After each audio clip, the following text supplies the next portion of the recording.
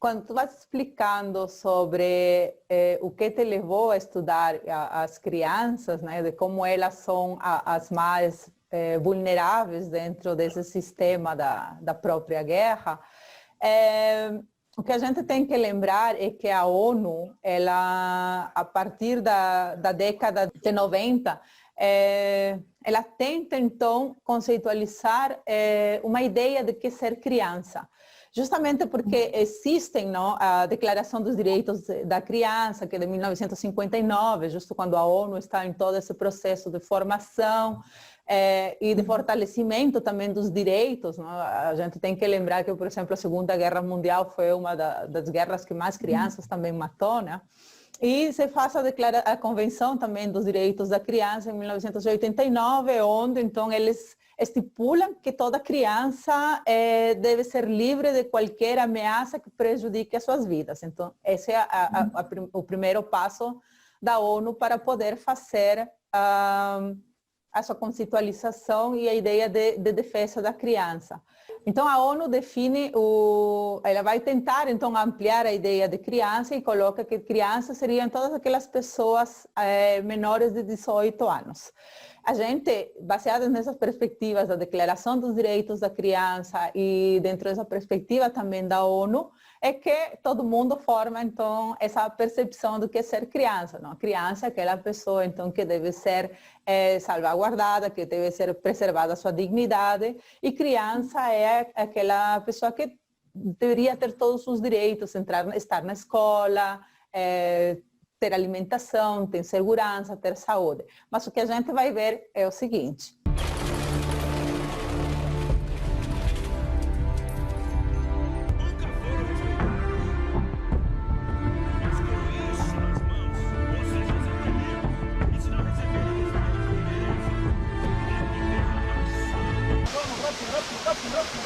Um vídeo divulgado pelo exército colombiano mostra um grupo que inclui crianças supostamente recebendo treinamento das Farc e as Forças Armadas Revolucionárias da Colômbia. Nas imagens, meninas e meninos menores de idade fazem uma série de exercícios em uma região de selva. Mira, a ver, pues, assim não, camarada.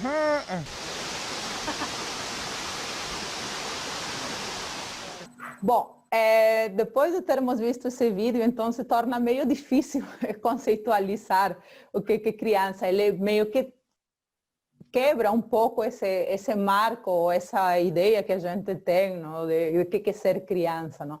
E o que o vídeo nos mostra é que, dependendo do lugar, dependendo do local e do conflito em que o país, do estado em que o país se encontre também, essas crianças muitas vezes não vão ter uma infância. E aí surge a primeira questão, antes de entrarmos ao tema da Colômbia. Por que crianças?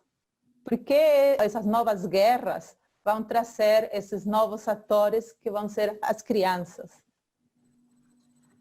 Então, a ONU ela define crianças como menores de 18 anos, mas a gente não pode esquecer que a infância ela é uma construção social, cultural e política.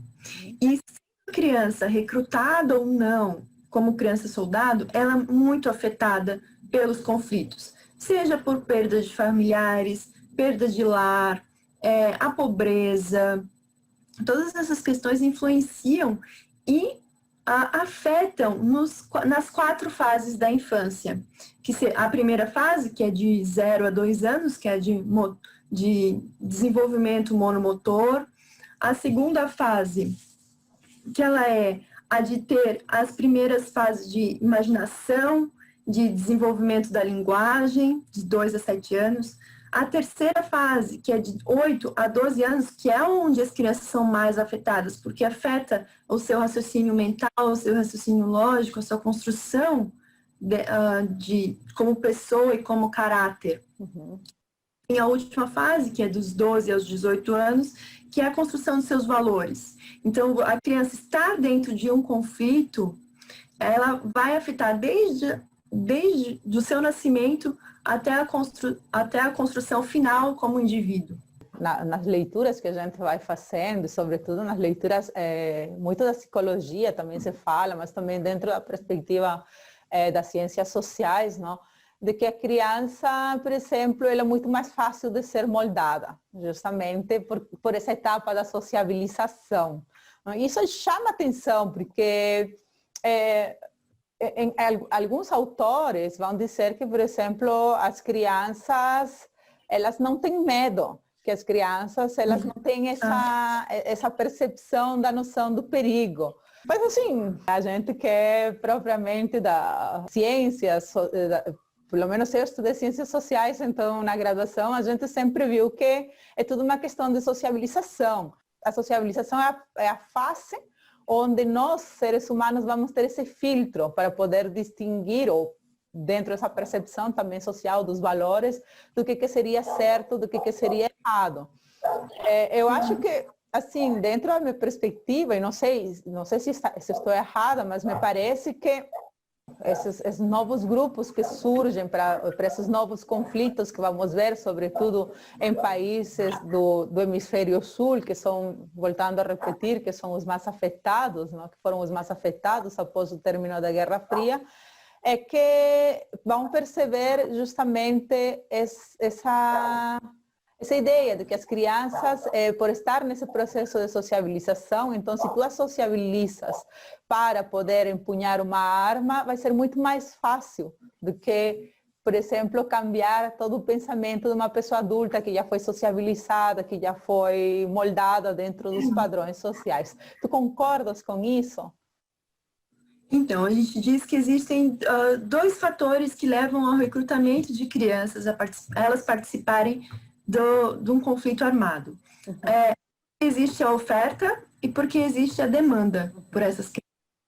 A oferta seria por questões, por exemplo, o recrutamento ele pode acontecer ou de forma forçada ou de forma voluntária. A forma forçada é o sequestro dessas crianças, a família entrega a criança como forma de salvar a vida de alguém. O pai, por exemplo, tem que escolher com uma arma na cabeça qual criança que ele vai dar para o grupo armado.